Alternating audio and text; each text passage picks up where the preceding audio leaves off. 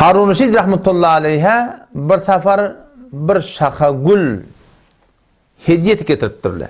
Ki Cenab-ı Padişah salamat bir şaka gül, has bir şaka gül. Her yerde taflanak, palan yurttan men sana getirdim. Ve men senin islegim şi, keten şunu öz bağında, ulukan bağı var, padişah adam, bütün musulmançılığın padişahı. Ama Malik rahmetullahi aleyhi hem esermiştik. Peygamberimizden bir ay 100 yıldan erek padişahlığı yeten padişahdan biri. Din İslam'da köpten köp hizmet hem eden padişah. Ona Cenab-ı Padişah şunu öz bağında taklatan, ullontan, şu tuğratında hem bağında şu gülle botan. Beter iyiti yokumli. Beter parkılıptı evdi diye. Padişah şundan bağıvanı sağırt diye. O tam şeyle tenşini kavc etti ek ve her vakit gül verse bana şun gülün getirdi diye. Yani yadında olsun diye bu dünya gülü de kalmar diye. Bu dünya gülü de kalmar. Gülü de vefatı yok bu dünyanın diye. Şeylem hava al kayıt diye adam. Getiriyem ni yani padişahın bağbanı kavud ekleye, sulaya, şonluk bilen kavud mungulluğu etip bir yıl yarım 2 yıl inanın 50 nemece bir gül veriyor. Gülle yıkıcı bir gül. Başta da çıkmaptır. O hem yankı bağban şu padişahın aydan yadını alıp bunu beter havarda vurup oğlan şokta 50 gramatın, margara ağız gramatın yeni bir adam hani şu ağrılarda hiç açılmaka şimdi yani açılanına hay açılanın elti padişah min elti berin vaatlarına şundan ağırdan bir bilbil kuş gel akınam yankın ortarını otur akınam kanatlarını vur akınam pıtırıt köverti yankuli. Ama hek padişahın aydan yanlış diye. Yani güle ekten ek yani bu dünya gülü de kalmar diye padişah. Sondan ne? Gülün yan kalını alıp diye padişahın yanına var diye. Huzuruna var Cenab-ı Padişah salamat. Esselamu aleyküm ve aleyküm. Ne için geldin? Ona Cenab-ı Padişah sen aydanın bol diye. Bu dünya gülü de kalmar diye ettin. Gül hem pıtırak gitti diye. Ne oldu? Onunla şeyle minnet hangi ilerlekin getirecek tip dramatım. Hayır açılıp TV'nin hangi getirir nip duğam. İlerlekin bülbül gelimin ortağında konu. Kanatlarını vurdu da şöyle gül çarşırıp köverti diye. Hem ben ayttım ahim. Ki bu dünya gülü de kalmır. Yani ben yeni bir gülün aydan niptir. Harun Reşid rahmetullahi aleyhi bağbana etiye. Bu dünya güle kalmır dedim. Bu dünya bülbülü de kalmır dedi. Görüyorsun deyip adam. Şeyle mi? Kayıttı diye sondan. Vakt geçti diye adam. 1 aydır, 2 aydır, nesi aydır. Allah Teala'nın takdirinden her ki bülbül şakalarda böyle şeyler oynayıp oturanlar. Yankı bağbanı bir gözü şoňa düşüyor. Orta aňyrda yılan hem bokunup beti. Şu bülbül eterek şaka barana yılan bök akınam. Yankı bülbülliye bir ağına talaptır.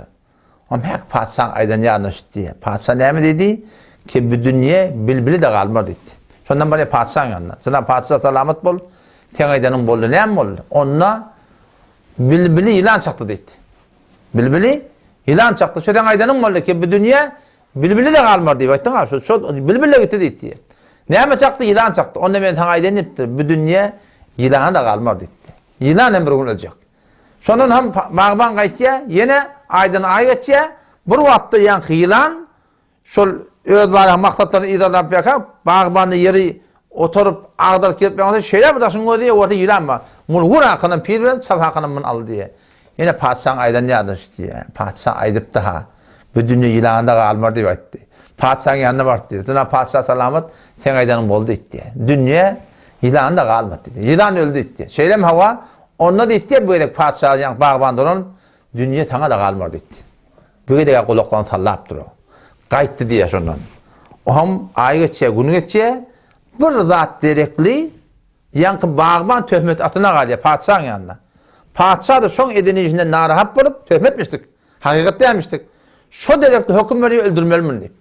Şeylem hava, böyle mutut yerle zat yerle, bar yerle meydana yankı bağban öldürecek. Ne kadar adamda üşüğü cellat eline olakon Huday takkatın mahrum yankı adam öldüren kamatıdır, yeni buradadır. Şondan yankı hadidinde diye Cenab-ı Bağban ölümün inerlekin gelecek vakti ahir hayatın ayt çekehim mam deyiptir.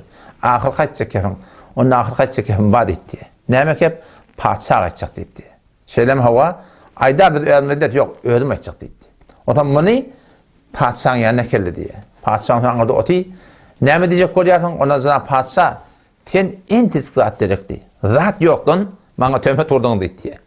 Ve men nahak ettiğini diye. Yöne diye görüyorsun diye. 1 yıl geçer, 2 yıl geçer, 3 yıl geçer. Allah Teala seni tutar, senin de dünya kalmar diye. He? Dünya sana da kalmar dedi. Şonda padşah bir düğünükte diye adam. O zaman biraz toruşturup daha edip hakikaten mesela yüze çıkıp diye şollukman yakini afut dedi. Yani hakikaten yani sen şu dünya sen ne mi de olsan bir de kalacak diye. Sen gül bolla git. Sen bilbil bolla git. He? Sen yılan bolla git hakikaten. Sen bağban bolla git. Sen padşah bolla git. Dünya Müslümanlığın hiç kime kalacak diye. Onun için ne etmeli? Bir işi etmedi ki şu dünyamız bir de Gülistan olsun yani. Şu dünyanın bir de Gülistan olsun. Dünya Gülistan olmanın yolu ne mi? Eyten şu an bir maşin alayan, şun kaptanın defterçi rahnamatı var da. Maşin alayan, şu maşin ne yapın? Kullanmaklığa ne ama?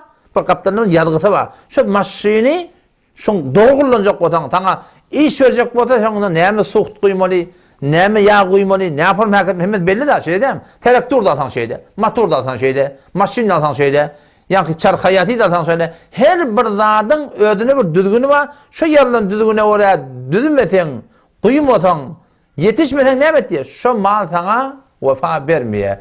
Dünyanın da düzgünü var. Eğer şu dünyanın keyfini görecek olsan, şu dünyada huzur görecek olsan, şu dünyanın keyfini tutacak olsan, Allah tebarek ve teala şu Allah keşi 7 kat asman 7 kat yer yarattır ha. Şu şunun düzgününü ediptir. Şey etseniz men Allah teala şu dünyanı da cennet edecek deyiptir. Ne mi diyor o da?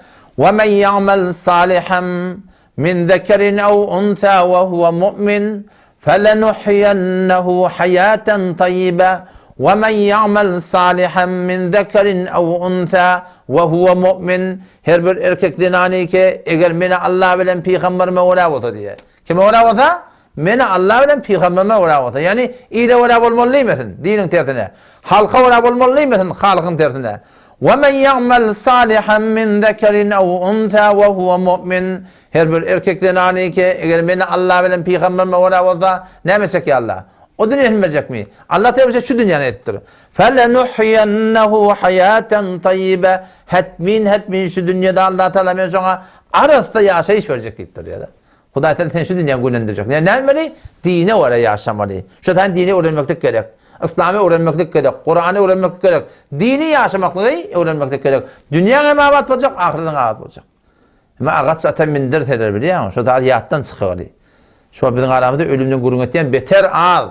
Ağaç ata mindirseler, gelmez yolu gönderseler, karanlık kabre indirseler ne çek geçer halin. Onu şu tadırsam yaşayış başlıyor da biliyor musun? O ebed ha hemin şey yaşayış başlıyor. Kıyamet sellime şu da kıyametin en yamaçtan dirilip de Huda Teala'nın huzuruna varmalı. Ama ebedi bir cennet verecek de biliyor musun?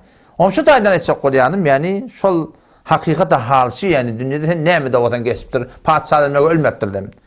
Yılan olup onu çakıp onu defip onu kafaları ölmeyiptirler mi? Bülbül olup aydım koşup yine vaydeli ölmeyiptirler mi? Gül yalak olup peygamberimiz yalak sahabeler yalak onlarla ölmeyiptirler mi? Bir de hem ölecek de şey değil mi? Onun için inşallah Teala himmet etmeli, kastetmeli, dini öğrenmektir. İslam'ı öğrenmektir. O kamil dini öğrenecek olan üstadı öğrenmeli. La ilahe illallah Muhammed Resulullah düşünmektir. Allah'dan olmalı, namazı düşünüp okuyacak olmalı ve Kur'an'ı düşünmektir. İnşallah sana etmek gerek, Allah etmek gerek. Allah temizliğine de tevfik versin.